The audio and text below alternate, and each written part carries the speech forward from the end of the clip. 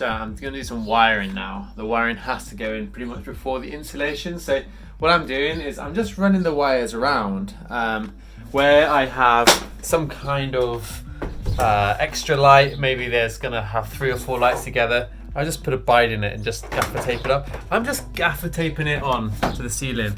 Now, it's risky. The idea is you use conduit. It's kind of better in case there's any movement on the wires and it's all through, but I'm fairly confident. Once it's all insulated and packed in, nothing will really move.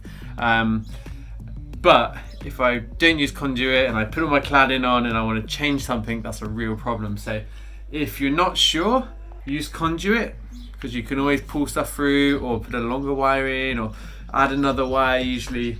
But otherwise, I'm just making sure that at each end I just have enough to have more than enough.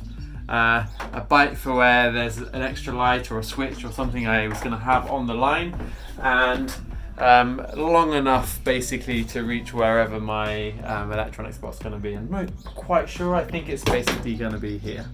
So it should be fine. So that's it, all the wire is in. I've got them all coming out in one spot.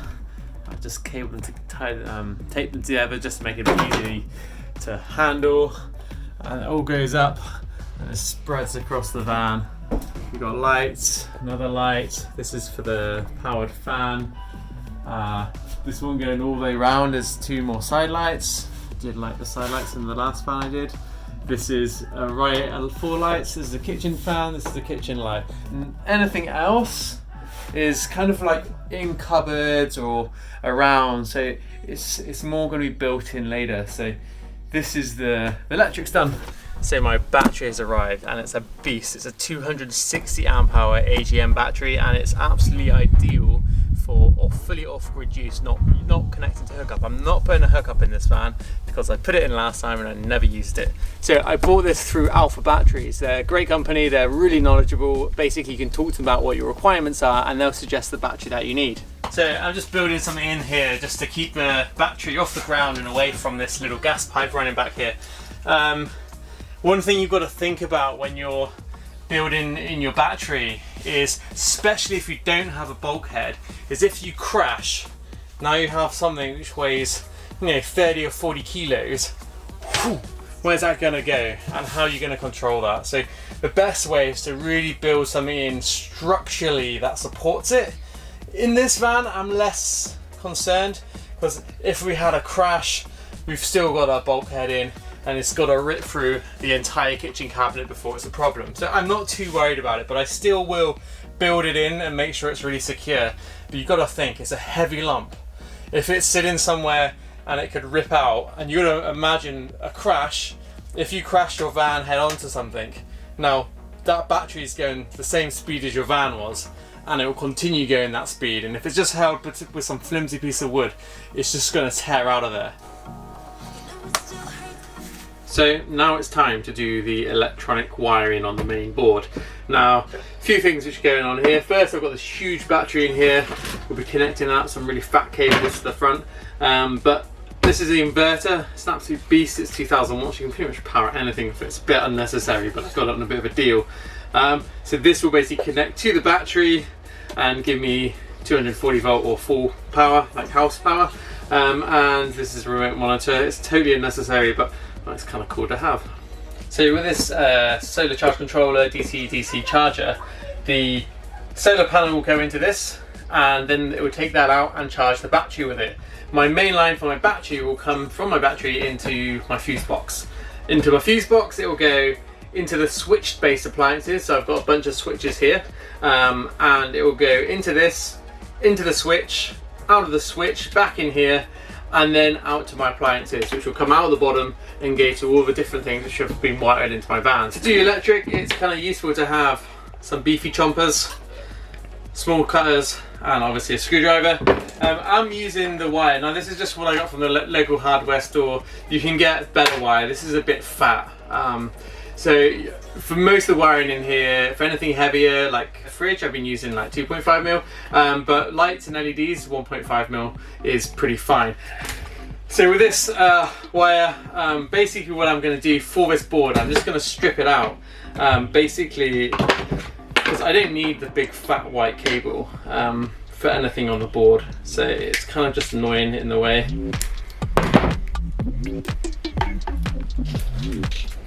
And essentially with this, I can basically wire up all these little bits together. I'll screw these little bits into the board so they're fixed, and in a minute I'll show you the whole system when it's done. In between my charger and my other battery, there's going to be a big fuse, 50 amp fuse, and between the leisure battery and my circuit, it's going to be another 40 amp fuse. But that all depends on what your system is and what you have. But this is a good kit. So I've just made this little panel. This is going to be my main control panel. We've got the lighting options, the heater, the charge controller, and a USB point. So I'm going to give you a run through of the kit I've put into this for the electronics for the van. Start off with the ABSO DC-DC charger and solar charge controller. So what this does is it replaces your solar charge controller and your little split charge relay box. The reason I've gone for this is because I've got quite a big battery array, and this will take 50 amps instead of 10 for the little Duretic or similar relays. So it means that I can charge 5 times faster. So instead of a 10-hour drive, it's a 2-hour drive to charge my batteries or whatever. So that's really the key piece of kit within this. Now it works a little bit differently from the way we would normally run a solar charge controller, because it doesn't kind of do the splitting if the sun's out, and it will direct it from the charge controller to your appliances rather than your battery. So solar panel cables are going to go in here, just waiting for the new ones to come in, or the extensions. So the solar comes into the unit, and the unit then charges my battery through the output. So that goes straight to my battery, and from my battery it goes in here through a 40 amp fuse and then goes into my fuse box. From the fuse panel we have the stuff which goes to my switches. So this is my little switch array, and it goes all the way out up my loom, which has 6 cables to my 6 switches. So I can turn my switches on and off, and then it goes all the way back into here again and then out. So basically it kind of creates a detour to go to my switches before going out to my appliances. So I've got 5 appliances here, there'll be another one, and then for the things that are coming to the non-switch appliances, things I don't need switches for, it basically goes directly to my appliances line, out to them, back into the negative, and the negative goes back into the battery. The whole system is earthed with this cable. I didn't have the right cable, so I basically got a bit of oven style cable and joined it all together. More than enough. You can only really go too thin with wires, so if you've got a really fat wire, it doesn't matter if you use that. And that basically is bolted to the metalwork on the van, and I've ground off an area and put a bolt on the paintwork, so it's right into the metal. So you could just have your fuse panel just go off. You don't need these, but I like to put them in because it means I can organize my board.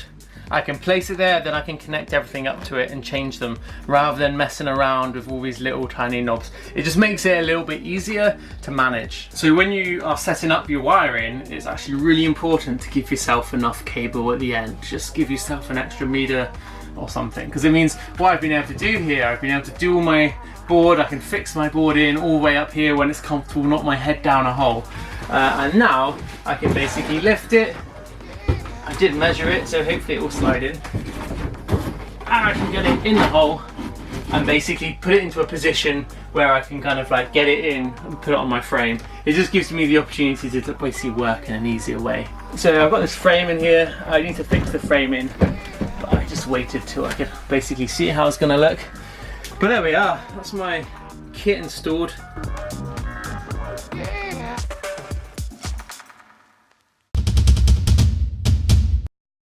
I hope you enjoyed that video. We work really hard to make these videos, and we really appreciate that you helped us by supporting the content that we make.